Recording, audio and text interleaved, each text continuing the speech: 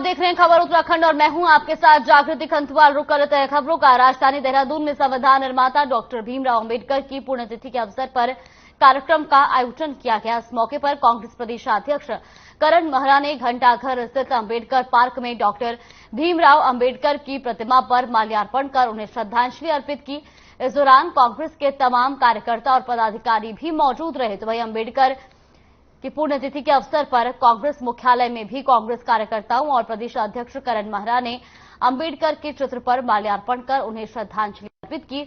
उन्होंने पत्रकारों से बातचीत के दौरान कहा कि मौजूदा समय में संविधान खतरे में है और सभी कांग्रेस जनों ने संकल्प लिया है कि वो संविधान की रक्षा करेंगे।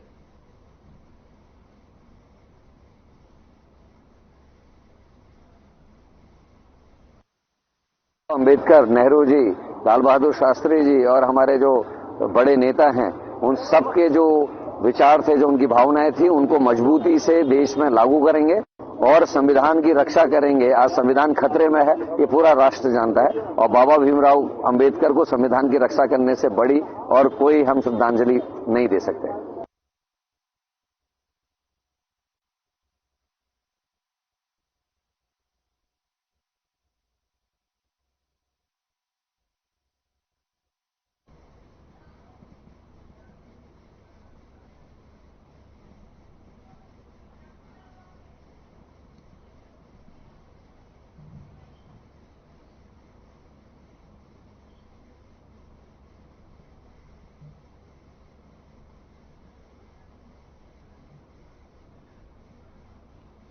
उत्तराखंड के 1000 गांव को सोलर ऊर्जा से रोशन किए जाने के लक्ष्य पर काम शुरू हो गया है। मुख्यमंत्री पुष्कर सिंह धामी ने इस बारे में प्रस्ताव कैबिनेट में पास कराने के लिए विभाग को तुरंत ड्राफ्ट बनाकर देने को कहा है। सरकार ने 1000 गांव में बंजर पड़ी पूरब मुखी जमीनों को चिन्हित भी कर लिया है। सरकार चाहती है कि इन गांवों में सौर ऊर्जा से ही विद्युत सप्लाई की जाए।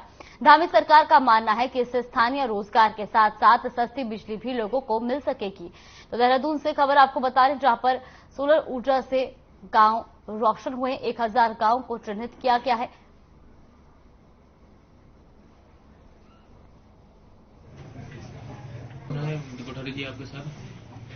हमारे यहाँ के वासिंदों को सस्ती दर पर बिजली मिले और हमको अन्य राज्यों पर बिजली के लिए निर्भर न रहना पड़े, इसके लिए हमारे यशस्वी मुख्यमंत्री माननीय पुष्कर सिंह धामी जी ने एक ऊर्जा के क्षेत्र में हमारा देश में नंबर 1 हमारा राज्य बने, इसके लिए एक मास्टर प्लान तैयार किया है।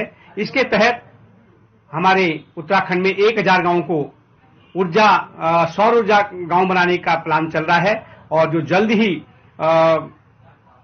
इसको कैबिनेट में लाने का निर्णय लिया जाए।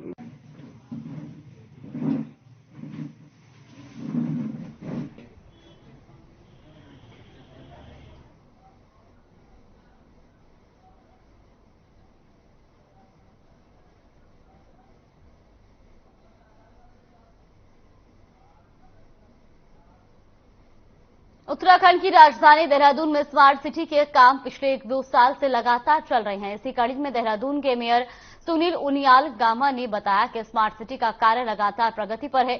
स्मार्ट सिटी की मॉनिटरिंग लगातार की जा रही है। इसका संज्ञान खुद मुख्यमंत्री ने भी लिया है।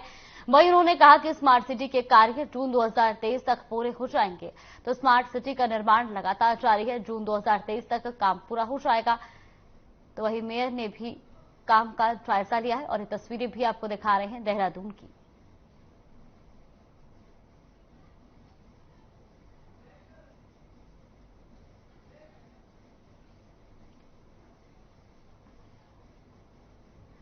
देहरादून से खबर जहां पर स्मार्ट सिटी का निर्माण कार्य जारी है। जून 2023 तक काम पूरा होने का लक्ष्य रखा गया है। तो ये तस्वीरें भी आपको दिखा रहे हैं जहां पर मेयर ने भी स्मार्ट सिटी निर्माण कार्य का जायजा लिया।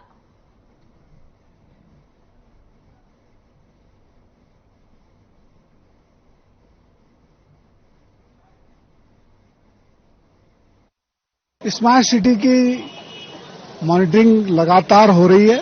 माननीय मुख्यमंत्री जी ने भी संज्ञान लिया है। स्मार्ट सिटी के काम जो है जून तक पूरे होने और हमारा प्रयास है, हम लगातार उसकी मॉनिटरिंग कर रहे हैं, हम लगातार उसका निरीक्षण कर रहे हैं और लगातार हमारी उसकी नजर है उस पर नजर है। तो स्मार्ट सिटी के काम पूरे होंगे, समय पे पूरे होंगे।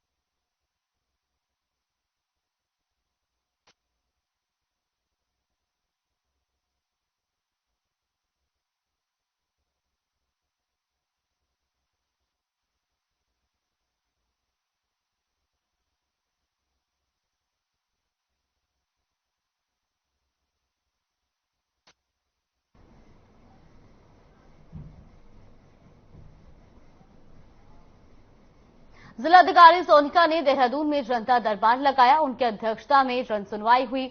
वहीं जन सुनवाई में कुल 116 शिकायतें प्राप्त हुई, जिनमें अधिकतर शिकायतें भूमि से संबंधित रही।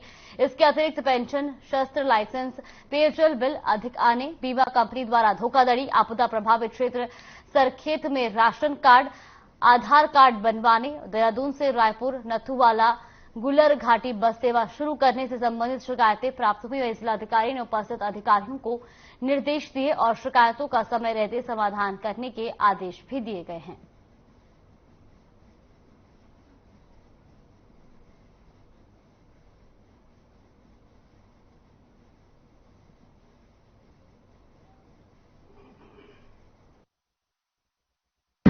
तो 16 के करीबन अभी तक हमारे पास कंप्लेन आई थी और वही मिक्स था, कुछ पानी से, कुछ बिजली से और कुछ जमीन पे अतिक्रमण कर दिया है उसके ऊपर। तो सभी कार्य जैसे हम करते ही हमेशा सारे अधिकारी यहीं उपस्थित रहते हैं, तो कोशिश करते हैं तत्काल निस्तारण हो जाए। और कुछ क्योंकि लॉन्ग डिस्प्यूट्स हैं, लॉन्ग पेंडिंग डिस्प्यूट्स हैं, तो उनका फिर अलग से हम एसडीएम्स को बता देते हैं कि उन्हें निस्तारण। देहरादून में शनिवार को अंकिता हत्याकांड को लेकर राजभवन के सामने प्रदर्शन हुआ, जिसके बाद वहां केडीजीपी के निर्देश पर सुरक्षा व्यवस्था को और मजबूत कर दिया गया। वहीं आपको बता दें कि राजभवन और सीएम आवास आने वाले रास्तों पर दोनों ओर लगे बैरिकेड लगाए गए हैं। साथ ही राजभवन और सीएम आवास के आसपास धारा 144 भी लागू कर दी गई है। इस पर पूरे मामले पर कांग्रेस का कहना है कि आम जनता के मुद्दे को लेकर अगर प्रदर्शन करना गलत है, यह प्रदर्शन हम हर बार करेंगे। वहीं देहरादून के वरिष्ठ पुलिस अधीक्षक दिलीप सिंह कुंवर ने बताया कि महामहिम राज्यपाल और मुख्यमंत्री का आवास अति संवेदनशील क्षेत्र में माना जाता है, इसके कारण वहां पर सुरक्षा व्यवस्था बढ़ाई गई है।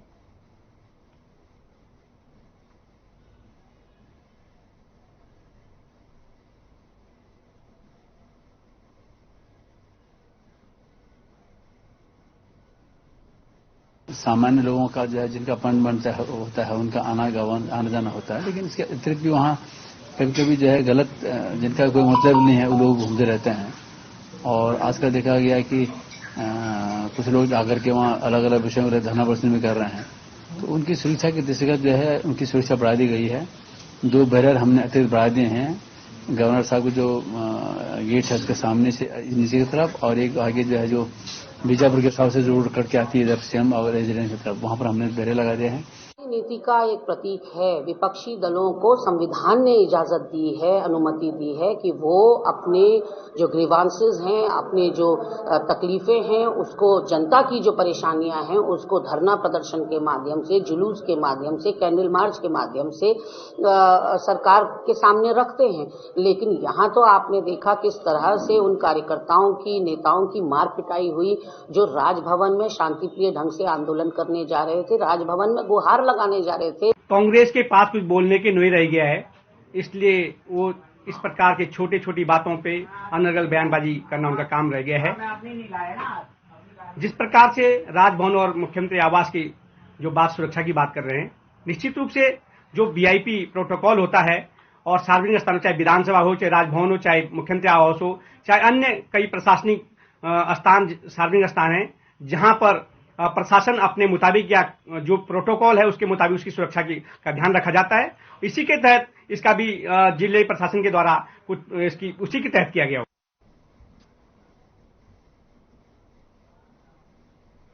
अंकिता हत्याकांड मामले पर सियासत चरम पर है। विपक्ष सीबीआई जांच और वीआईपी के नाम को उजागर करने को लेकर लगातार प्रदर्शन कर रहे थे। वहीं मामले में भाजपा ने कांग्रेस पर सवाल खड़ा करते हुए कहा कि कांग्रेस हवा में लाठी ना चलाए। अगर कांग्रेस को वीआईपी का नाम मालूम है तो सरकार और एसआईटी को नाम बताए। सरकार इस मामले में निष्पक्ष जांच कर रही है। अब आरोपियों का नार्को टेस्ट भी करने की प्रक्रिया तेज कर दी गई है।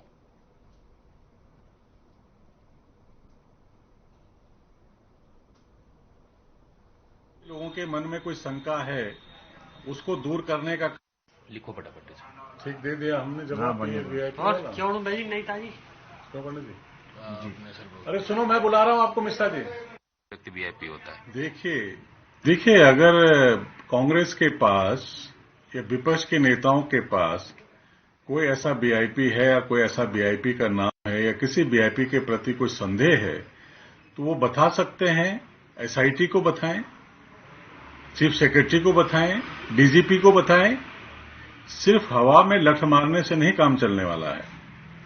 अगर आपके पास कोई पुख्ता जानकारी है, कोई वीआईपी अगर है तो उसके बारे में सूचना दें। एसआईटी अपना काम कर रहा है। व्यक्ति वीआईपी होता है। देखिए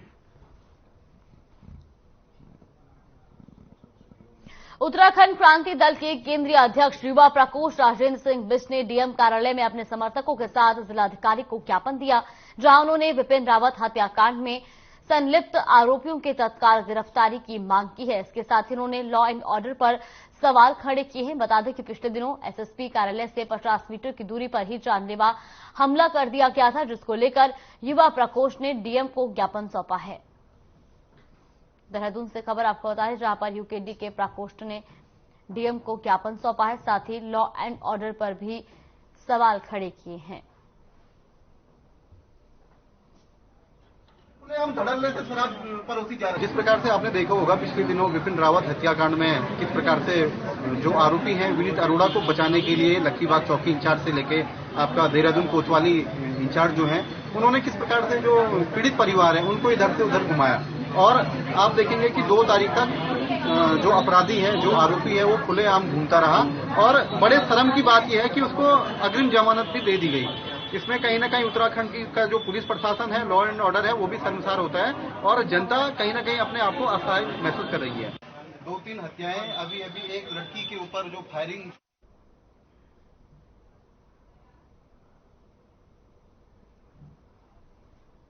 वहीं हरिद्वार में कई कांग्रेसी कार्यकर्ताओं ने भारतीय जनता पार्टी के प्रदेश कार्यालय पर पार्टी की सदस्यता ली, जिसको लेकर कांग्रेस पार्टी के प्रदेश प्रवक्ता गरिमा दसौनी ने बीजेपी पर आरोप लगाते हुए कहा कि भारतीय जनता पार्टी पहले तो कांग्रेस मुक्त भारत के नारे को बुलंद करती है और अब खुद का जनाधार नहीं बचा तो कांग्रेस के लोगों को ही पार्टी में शामिल करवाने पर लगी है। उन्होंने ये भी कहा कि ऐसे लोग जो स्वार्थी हैं, लालची हैं, वही कांग्रेस से छोड़कर बीजेपी में गए हैं।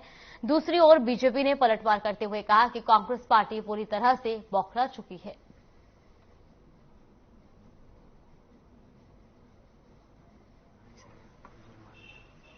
कोई विश्वास नहीं उठ रहा है। अवसरवादिता मुझे लगता है अपने चरम पर है। ऐसे लालची लोगों की कांग्रेस में जरूरत भी नहीं थी। कई किस्म के कांग्रेसी होते हैं या कई किस्म के नेता होते हैं, कार्यकर्ता होते हैं। कुछ ऐसे होते हैं जो अपने दमखम पे राजनीति करते हैं, कुछ ऐसे होते हैं जिन्हें सहारा चाहिए होता है वैतरणी पार करने के लिए। शायद इन लोगों को अब अपने से भरोसा उठ गया है और इन्हें भाजपा का कमल का फूल का साथ चाहिए, इन्हें मोदी जी का चेहरा चाहिए अपनी राजनीति चमकाने के लिए। इनका अपना सौदा क्योंकि शून्य हो गया है। कांग्रेस के पास कुछ बोलने के नहीं रह गया है, इसलिए वो इस प्रकार के छोटी छोटी बातों पे अनर्गल बयानबाजी करना उनका काम रह गया है। जिस प्रकार से राजभवन और मुख्यमंत्री आवास की जो बात सुरक्षा की बात कर रहे हैं, निश्चित रूप से जो वीआईपी प्रोटोकॉल होता है और सार्वजनिक स्थानों, चाहे विधानसभा हो, चाहे राजभवन हो, चाहे मुख्यमंत्री आवास हो, चाहे अन्य कई प्रशासनिक स्थान, सार्वजनिक स्थान है, जहां पर प्रशासन अपने मुताबिक या जो प्रोटोकॉल है उसके मुताबिक उसकी सुरक्षा का ध्यान रखा जाता है। इसी के तहत इसका भी जिले प्रशासन के द्वारा कुछ उसी के तहत किया गया होगा।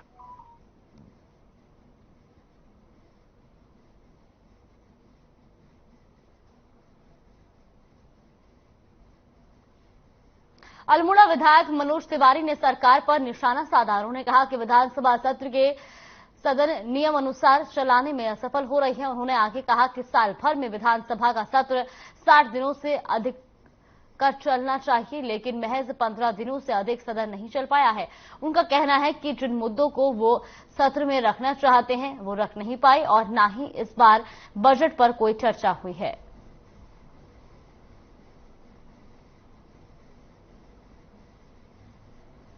नियमों के माध्यम से जो भी हमारे माननीय सदस्य होते हैं वो अपनी बातों को, अपनी क्षेत्र की समस्याओं को वहां पर चाहे तात्कालिक विषय हो, गंभीर विषय हो, संवेदनशील विषय हो, उनको रखने का काम करते हैं। लेकिन ये बड़ा दुर्भाग्य का विषय है कि जो सदन एक साल में 60 दिन कम से कम चलना चाहिए था, ये सरकार ने मात्र इतिश्री करने का काम किया है और मुश्किल से पूरे वर्ष में 15 से 20 दिन ये सदन चलता है और उसमें भी नियमों से हटके सरकार ने काम करने का काम किया है। जो हमारा बजट प्रस्तुत होता है सामान्य 3 दिन चर्चा होनी चाहिए, वो 3 दिन नहीं हो रही है।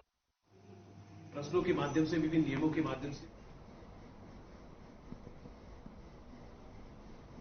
गुजरात विधानसभा चुनाव के दूसरे और अंतिम चरण के ठीक एक दिन पहले अहमदाबाद में जामा मस्जिद के शाही इमाम शब्बीर अहमद सिद्दीकी ने अपने बयान से विवाद खड़ा कर दिया है। उन्होंने राजनीतिक पार्टियों पर मुस्लिम महिलाओं को टिकट देने को इस्लाम के खिलाफ बताया है। उन्होंने कहा कि इससे उनका धर्म कमजोर हो रहा है। दरअसल अहमदाबाद में स्थित जामा मस्जिद के शाही इमाम ने मुस्लिम महिलाओं की राजनीति में स्वाभाविक तक को गलत ठहराया। उन्होंने कहा कि मुस्लिम महिलाओं को चुनावी टिकट देने वाले इस्लाम के खिलाफ है, इससे भी धर्म को कमजोर करने की कोशिश कर रहे हैं।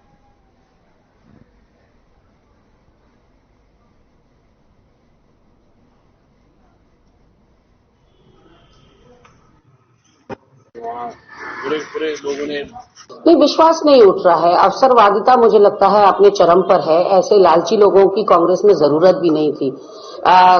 कई किस्म के कांग्रेसी होते हैं या कई किस्म के नेता होते हैं, कार्यकर्ता होते हैं। कुछ ऐसे होते हैं जो अपने दमखम पे राजनीति करते हैं, कुछ ऐसे होते हैं जिन्हें सहारा चाहिए होता है वैतरणी पार करने के लिए। शायद इन लोगों को अब अपने से भरोसा उठ गया है और इन्हें भाजपा का कमल का फूल का साथ चाहिए। गुजरात के शाही इमाम शायद ये भूल गए हैं कि ये लोकतंत्र है, दुनिया का सबसे बड़ा लोकतंत्र। वहां आज भी शाही चल रहा है, तो वो अपनी अभी भी शहनशाही में रह रहे हैं और इसलिए शायद उन्हें लगता है कि जब उनके पुत्र को, उनकी पुत्री को, उनकी पुत्रवधू को टिकट की बात आती है तो सारे नियम बदल जाते हैं। लेकिन जब एक आम मुसलमान चुनाव लड़ने की बात करता है तो महिलाओं के ऊपर वो अपनी इस्लाम को लादने की कोशिश करते हैं। ये उनका अपना इस्लाम है। पूरे लोगों ने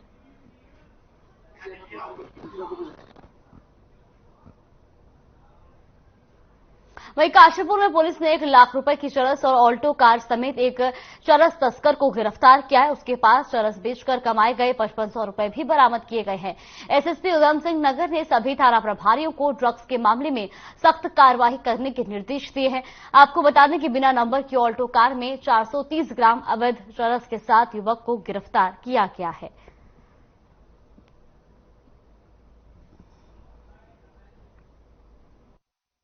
ये कटोरा ताल में जो हमारा पीएम हाउस है उसी के बगल में नूर मोहम्मद उर्फ नूरा है। इनकी लगातार कई दिनों से शिकायत मिल रही थी कि ये बड़े पैमाने पे नशा बेच रहा है और इस व्यक्ति की पूर्व में भी जब हमने सत्यापन किया तो इसकी क्रिमिनल हिस्ट्री रही है। तो हमारी टीम लगातार इसके पीछे लगी है और इसी क्रम में हमें सफलता मिली। इसके पास से 430 ग्राम चरस बरामद हुआ है। यद्यपि यह कमर्शियल क्वांटिटी नहीं है लेकिन 430 ग्राम बरामद हुआ है। ये अल्टो से लेकर के और ये कहीं देने के लिए ही जा रहा था। रुकते हैं छोटे से ब्रेक के लिए। ब्रेक के बाद जल्द हाजिर होंगे खबरों के साथ।